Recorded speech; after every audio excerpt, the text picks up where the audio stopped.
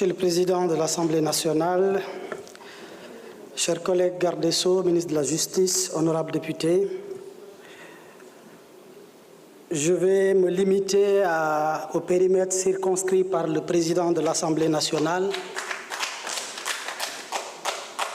en espérant, comme à la fin, en ma qualité de ministre en charge des relations avec les institutions, j'aurai la parole pour peut-être, avant la levée de la séance, comme il est de coutume, me prononcer.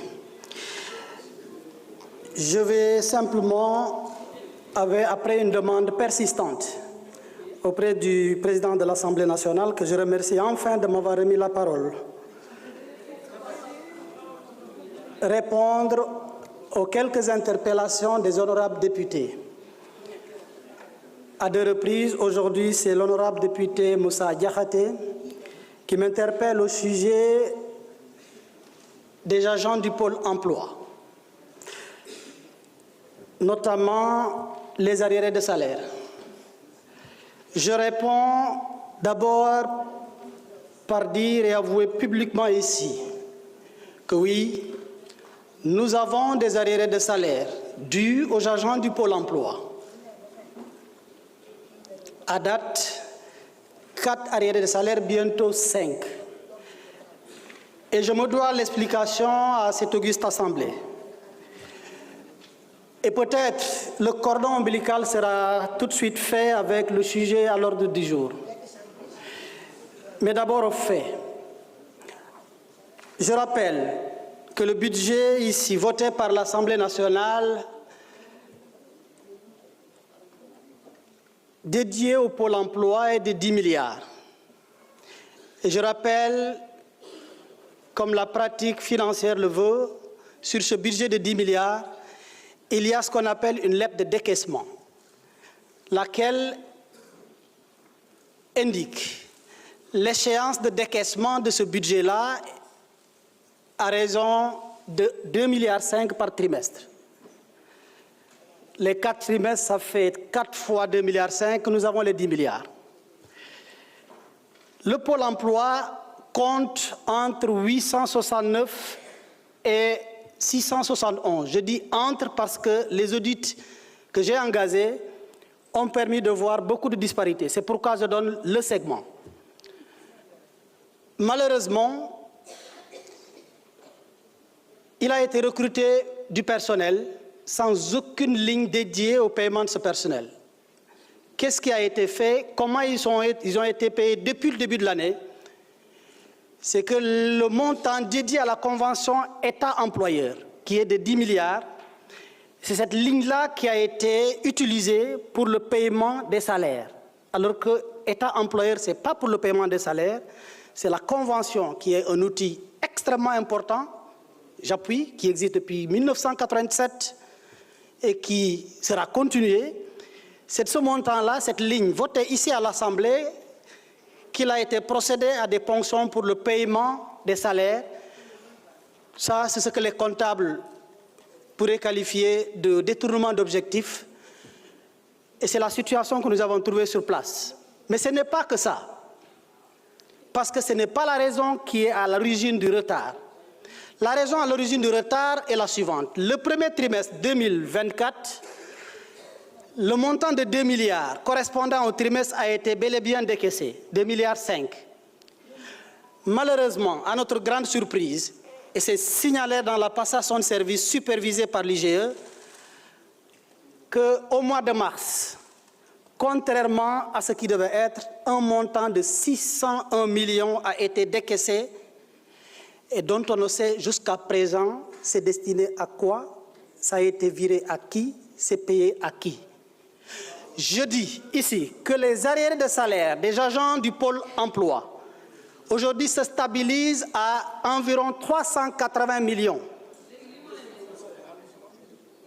Je suis en train de dire et de répondre, je rappelle, que vous me donnez l'opportunité parce qu'en tant qu'homme d'État que nous aspirons, j'ai commencé une tournée où je regarde les agents du pôle emploi droit dans les yeux, je ne vois que leurs larmes. Et je ne peux pas me permettre de leur dire les difficultés parce qu'en tant que ministre, je suis appelé à leur apporter des solutions. Mais c'est ici le lieu approprié, ici à l'Assemblée nationale, lorsque je fais l'objet d'interpellations, d'informer par rapport aux questions qui sont posées. Je rappelle et je continue que lorsque j'en ai remonté au Premier ministre, lorsque j'ai remonté l'information au Premier ministre, la première réaction était de se préoccuper de ces jeunes, qu'ils soient de l'APR, qu'ils soient d'ailleurs, ce sont des jeunes Sénégalais à qui nous devons l'État du Sénégal. Et le malaise en tant que ministre du Travail, c'est de prendre le chemin d'aller redresser des entreprises alors que chez moi, il y a des jeunes qui souffrent. Ça me met mal à l'aise. Et j'ai une bonne nouvelle. La bonne nouvelle, c'est que le Premier ministre m'a instruit d'abord de procéder aux audits et de payer sans distinction de couleur, sans distinction d'appartenance politique à tous ces jeunes qui sont recrutés parce qu'après tout, ce sont des Sénégalais. Nous avons finalisé les audits avec l'appui des gouverneurs et des inspecteurs du travail. Je peux vous dire aujourd'hui, nous avons pris l'engagement que, Inch'Allah, avant la fin de ce mois, tous les jeunes qui ont été identifiés sur le terrain, oui, il y a une partie de fictifs que nous n'avons pas retrouvés, mais tous ceux qui ont été identifiés, Inch'Allah, ils recevront intégralement leur paiement dans les semaines à venir, au plus tard dans les mois à venir. Monsieur le Président, telle est la réponse que je voulais apporter à cette auguste Assemblée par rapport à la question qui était objet de mon interpellation. Je vous remercie. Merci. La discussion générale est close. Nous passons maintenant au vote des articles du texte de la loi. Monsieur le rapporteur, vous avez la parole.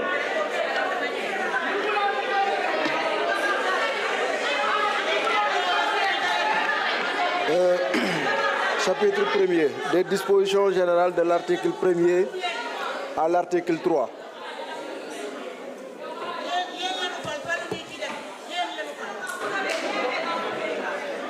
Je mets aux voix les articles du chapitre 1er.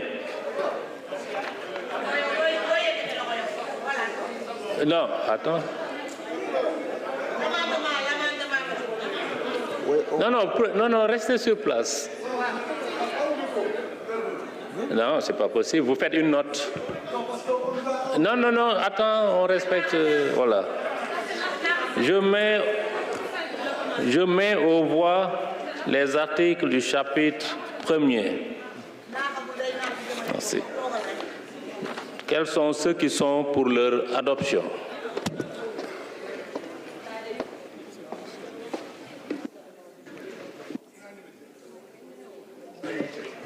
Quels sont ceux qui sont contre leur adoption? Quels sont ceux qui